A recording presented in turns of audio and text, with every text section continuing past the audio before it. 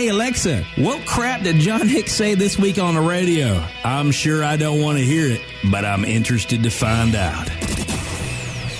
Helping you solve the retirement puzzle. Welcome to The Retirement Solution with John Hicks.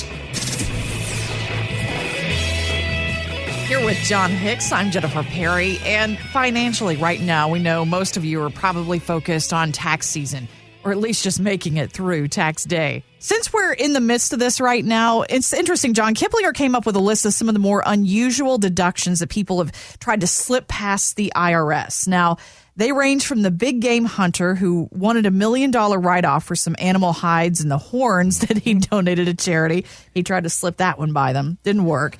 And then there was the man who tried to claim ladies of the evening as a medical expense. Ladies of the evening. He got real creative. Isn't that like the new perfume by Versace? Ladies of the evening by Versace. Yes, I don't think I'd want to smell that one. I'm not so sure how that would go. But the person that tried, the big game hunter that tried to write that off, was that Ted Nugent? It might have been. He does that kind of thing, doesn't he? I think that may have been Ted Nugent. This was really a fun article. I actually went through this because this is, around here. All kinds of people say, "Hey, John, can I write this off?" Every once in a while, I'll mow a strip of grass as my neighbor's. Can I say that's charitable? Can I deduct my time for doing that against his lawn? No, you can't do that. Of course, Cletus always tried to do that. You can't deduct that. Around here, people are not nearly as creative, at least from what I found. But according to this article, I just got to read this. This is amazing to me. So there was by the way, a tax lawyer. And this is from Kiplinger. This is not for me or my clientele. In no way does this defame my credibility or my clients in any way. So there was a tax lawyer, though, that tried to deduct almost $65,000, Jennifer, that he spent on prostitutes and pornography. Now, here's my favorite part about this. He said that it was okay because they were medical expenses. No, listen, IRS, you have to understand. I have a condition, and the only prescription that will cure my ills are the ladies of the evening. I don't know how he thought this. This guy was a tax lawyer. So he must have thought he could get away with it. That was pretty unique. I never thought that I would ever see that in my life. Right. But there was also, and I like this one too, especially this time of year.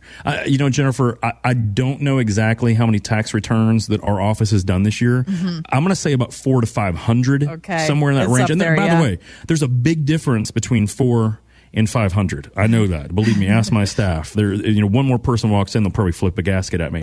But there was one busy tax preparer, according to this article. She actually tried to deduct money for hotel rooms. And here's the reason why. She said, I deserve these hotel rooms because it's the only way that I could get some actual peace and quiet because the clients had kept calling her all the time at home. Okay, I almost think that's a legitimate expense. No, I agree with that. I totally think that that's legitimate. And if someone's going to have a medical expense, that could almost be there because peace and quiet, all work and no play. Makes Jack a dull boy. And we've all seen The Shining, right? That wasn't good. That wasn't good for anyone there in the end. We don't need axes anywhere near those situations. Nope. There was another one. Why is it? There's a whole bunch of lawyers involved in these things anyway. But here's another one. A police officer thought that he didn't have to pay taxes on $25,000 settlement that he received from a doctor who'd had an affair with the officer's wife. Now, okay. I'm going to side with the police officer on this one. Dude owed me $25,000 because he was with my wife. I almost don't blame this guy either. Well, I don't blame him one bit. But I tell you what, that doctor's he's got some good spa there. Those guys carry tasers, right, and beat down sticks. I'm just happy that at least in this article it didn't say that any of that force was used. Right. That would have been warranted. A financial settlement, not a physical one. So. Not a physical. Thank goodness. But there was another one on here that I thought was really good. So a man tried to claim a charitable deduction for an old house that he literally let the local fire department burn down as training exercise. So, you can't get away with that. Even if your kids burn down your garage, that's not charitable in any way, so that's not charity. But anyway, here's what people do to try to get away from Uncle Sam. They'll try just about anything, apparently. And why wouldn't you? When you think that, in so many regards, whatever we do, whatever amount that we earn, that we have striven for. We are out there doing the best we can, working our hinds end off, and we make this money, and we find out, man, they're just going to take this from me. I don't want to pay it. Of course, these are the wrong ways to do it. There are a lot of right ways to do it, especially when you think about the largest bucket of money that most of us have. And if you think about it, your house may be worth a good amount of money, absolutely. But think about the second biggest bucket, or maybe it is your largest bucket of your tax-deferred savings in your IRA or your 401ks. Yeah. Now, every single one of those buckets, you have an IOU on there. You're going to have to pay Uncle Sam. There's a lien on that account. And so the proper way to think about that, because I don't want you using that money and thinking that you can deduct it when you can't, but there are smart ways that we can actually not have to get in trouble or be involved in a Kipling article by trying to make crazy deductions. We got to do it the right way. It's called asset shifting, and you may want to consider moving money from those tax-deferred buckets to the tax-free buckets. Now, mathematically, it's not right for everyone, but if you have saved over $728,000 in your tax-deferred buckets, so 403Bs, 401Ks, traditional IRAs, if you have saved more than $728,000 in there, there is math that proves you will probably be better off by converting some of that to a Roth IRA. Even if you couldn't contribute to a Roth in the past, you can convert, which makes it very attractive. So don't get hung up in trying to weasel ways out of the IRS. Do it legally, because there's a difference between evasion and avoidance. Jennifer, do you know what that is? Yeah, an orange jumpsuit. Boom, an orange jumpsuit. That's right. Have questions for John? Drop us an email at retirementsolutionradio.com. John, I know you don't have a lot of time for TV these days, but do you watch Shark Tank? I love Shark Tank. Okay, so you know this like theme music, song? though. A little creepy, isn't it? Oh, no, I like that. Sounds I thought it was Jaws at intimidating. first. Yeah. Well, you are headed into the Shark Tank. I think it's kind of a cool show to watch, and I love the entrepreneurs and their sometimes crazy ideas there. But how are your feelings on Barbara Corcoran? Do you like her personality as a business person? I think she's pretty tough. I like it. She made a lot of her money in real estate early on, but I think she's very savvy. I think that she knows the things that she can add value to make more money. But she seems like she's pretty hardcore. She is. I respect that. But at the same time, her net worth is around $80 million, so she's not doing too bad here. But in a recent appearance on the Rachel Ray Show, she says even though she could afford practically anything these days, she actually refuses to waste money. I never spend money on a business class or first class plane seat. Forget it. I'm too cheap. But my next is cheap jewelry. All right. I love cheap jewelry. Yeah, Makes and me so everybody, happy. because they see me on TV with really big jewelry, they think I'm rich. It's all cheap. Don't fall for it. I spend no more than $30 on anything that I wear. I just won't spend money on a designer bag, and everybody thinks I should have a $2,000, $3,000 fancy bag. What I'm looking for always is a bag that's cheap. And you know, I've had this bag for 3 years now, and I've had it repaired twice. These have popped.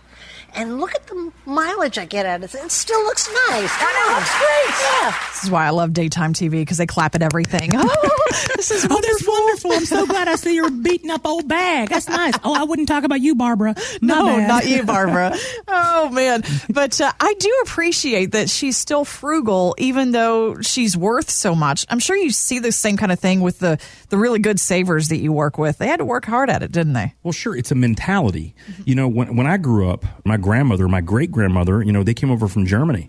And so my great-grandmother only spoke German. My grandmother, her last name was Reifenstahl.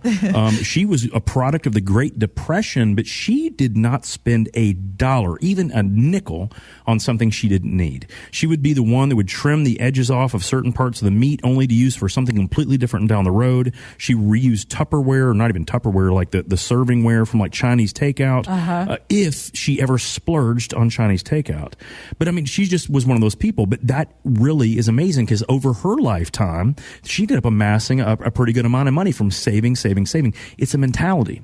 And I do respect the fact that Barbara Corcoran on the show said, hey, listen, I'm worth well, she didn't say this on the show. Right. We did a little $80 million. She's worth $80 million. And she says, why would I need that fancy stuff? You know, I don't have fancy jewelry. What difference does it make? Does it look pretty?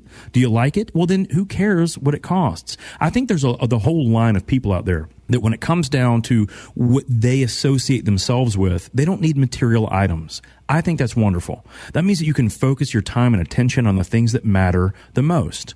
Me, I'm going through this process where actually I'm moving homes. And so I'm looking at my house as we're trying to get it all, boxed up and get things moved to the next spot. And I'm looking around at all of the material possessions that I could care less if I have or not.